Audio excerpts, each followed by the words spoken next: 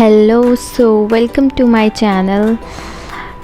क्या आपके भी एग्ज़ाम आने लगे हैं और आप इस बात से परेशान हैं कि इतने ज़्यादा सिलेबस को इतने कम टाइम में कैसे कवर किया जाए?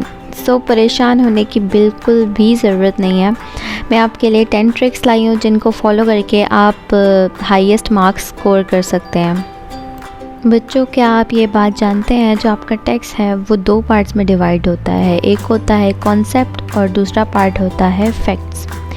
कॉन्सेप्ट को समझा जाता है और फैक्ट्स को लर्न किया जाता है।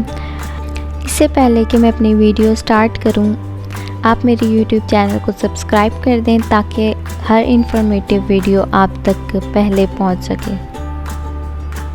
और प्लीज़ मेरी वीडियो को लाइक और शेयर भी करें। ये एक मोटिवेशन है मेरे लिए, इससे मुझे पता चलेगा कि आपको मेरा कंटेंट अच्छा लग रहा है या नहीं। और अपने दोस्तों के साथ भी इसको शेयर कर दीजिएगा ताकि ये इन्फॉर्मेशन उन तक भी पहुंच सके। हम बहुत मेहनत करते हैं, पढ़ाई करते हैं, लेकिन काफ़ी बार ऐसे भी होता है कि हमने जो पढ़ा होता है हमें वो पेपर में याद नहीं रहता, जिसकी वजह से हम पेपर में हाईएस्ट मार्क्स स्कोर नहीं कर पाते। आज का मेरा टॉपिक भी यही है, tricks to remember what you learn. हम सब जानते हैं कि बहुत ज़्यादा इन्फॉर्मेशन को हमारे माइंड में इकट्ठा स्टोर करना बहुत मुश्किल होता है। इसीलिए फ़र्स्ट टेक्निक है हमारे पास मेमोरी टेक्निक। इसमें हम क्या करते हैं कि हम वर्ड का फर्स्ट अल्फ़ाबेट लेके या तो कोई स्टोरी बना देते हैं अपने माइंड में, या तो हम ऐसे करते हैं उसका कोई शॉर्ट कोड बना देते हैं जो कि हमें लॉन्ग टर्म के लिए याद रहता है। नेक्स्ट स्टेप है विजुअलाइज द इंफॉर्मेशन या विजुअलाइजेशन। इसमें क्या होता है कि आप अपने माइंड में जो भी पढ़ते हैं उसकी इमेज बना लेते हैं या उसकी एक स्टोरी आप अपने माइंड में स्टोर कर लेते हैं, क्योंकि हमारा mind as compare to text pictures को जल्दी स्टोर करता है और रिकॉल भी जल्दी करता है। तो विजुअलाइजेशन जो है वो सबसे इम्पॉर्टेंट ट्रिक है। अब हमने बचपन में एक स्टोरी तो सुनी होगी, the fox and the crow. अब ये स्टोरी जब हमने पढ़ी थी तो 7 पिक्चर्स और इस तरह हमने इसको इमेजिन कर लिया अपने माइंड में, तो जिसकी वजह से ये स्टोरी हमारे माइंड में स्टोर हो गई लॉन्ग टर्म मेमोरी में। नेक्स्ट है हमारे पास 30% रीड, 70% रिसाइट। फॉर एग्जांपल, अगर हमारे पास 1 घंटा है तो कोई भी टॉपिक याद करने के लिए, तो उसमें से हम 25 मिनट उसको रीड करने में लगाएं और 35 मिनट हम उसे सुनाने में या ख़ुद को समझाने में लगाएं, जिससे वो टॉपिक हमारे लॉन्ग टर्म मेमोरी में स्टोर हो जाएगा।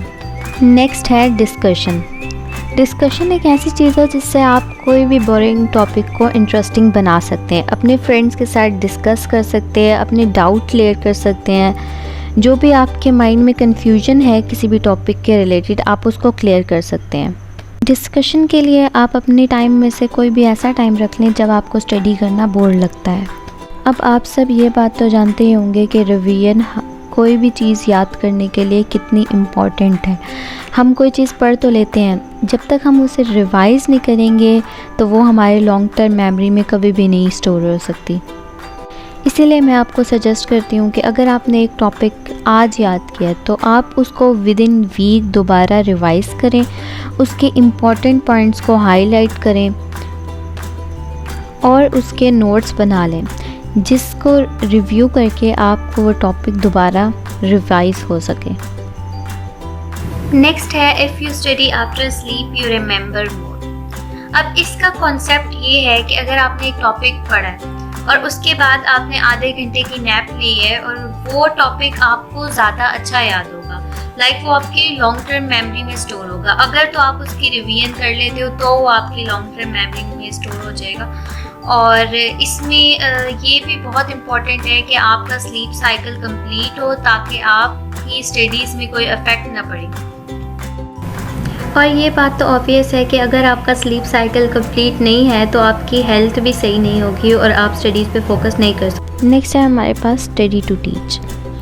इसका बेनिफिट ये होता है कि अगर हमारे माइंड में ये हो कि जो हम पढ़ रहे हैं हमने किसी को पढ़ाना है, तो इससे जो चीज़ें हैं हमारे माइंड में ज़्यादा अच्छी क्लियर होती हैं, कोई डाउट वगैरह नहीं रहती, क्योंकि हमें पता होता है कि हमने आगे भी किसी को ये बात एक्सप्लेन करनी है, तो वो उस टॉपिक के रिलेटेड हम ज़्यादा अच्छी प्रिपरेशन करते हैं।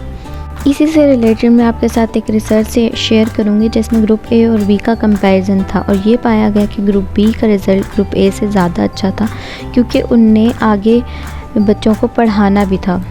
नेक्स्ट है बिलीव इन योर ओन। ये मोस्ट इम्पॉर्टेंट है, क्योंकि जब तक आप अपने ऊपर बिलीव नहीं करेंगे कि जो आप कर रहे हैं वो सही है, तब तक आप कुछ भी नहीं कर सकते। बहुत ज़्यादा बच्चे ऐसे होते हैं वो दूसरों का कॉपी करके लिख लेते हैं, लेकिन उन्हें अपने ऊपर यकीन नहीं होता, जिसकी वजह से वो उनके ग्रेड्स अच्छे नहीं आ पाते। नेक्स्ट है हमारे पास द पोमोडोरो टेक्निक। अब ये बहुत इंटरेस्टिंग टेक्निक है, इस पे एक पूरी डेडिकेटेड वीडियो हो सकती है, लेकिन मैं यहाँ पे आपको शॉर्ट डिफ़ाइन कर देती हूँ। सबसे पहला स्टेप है कि आपको डिसाइड करना है कि आपने क्या टास्क करना है और कितना करना है। नेक्स्ट स्टेप में आपने अपने टाइम को 25 मिनट्स के शॉर्ट पीरियड में ब्रेक करना है। फिर आपने कॉन्टीन्यूसली 25 मिनट तक स्टडी करनी है, और 25 मिनट से पहले आपने अपने टास्क को नहीं ख़त्म करना, और आपने कोई ब्रेक नहीं लेनी 25 मिनट्स तक। इसमें आप एक अलार्म भी सेट कर सकते हैं जिसमें आप 25 मिनट का शॉर्ट पीरियड रिकॉर्ड कर लें। इसके बाद आपने 5 मिनट की ब्रेक लेनी है। अब नेक्स्ट स्टेप और लास्ट स्टेप आपने ये करना है कि जब 25 मिनट के 4 साइकिल कंप्लीट हो जाएंगे, तो उसके बाद आपने 15 to 30 मिनट की ब्रेक लेनी है। Last but not the least, mark important points while studying. इसमें ये है कि आप जो भी टॉपिक पढ़ रहे हैं उसमें इंपॉर्टेंट पॉइंट्स को मार्क कर दें यूजिंग हाइलाइटर या वट एवर यू वांट। और इसका फ़ायदा ये होगा कि जब भी आप कोई टॉपिक खोलेंगे तो उसमें इंपॉर्टेंट पॉइंट्स मार्क हुए होंगे, और आपको पता चल जाएगा कि ये चीज़ें हैं जिनको रिवीजन की ज़रूरत है, और आप अपना टाइम अननेसेसरी थिंग्स पे नहीं वेस्ट करेंगे, और आपको पता होगा कि आपने किस टॉपिक को कितना टाइम देना है और कितना टाइम आपने बाकी चीज़ों को देना है।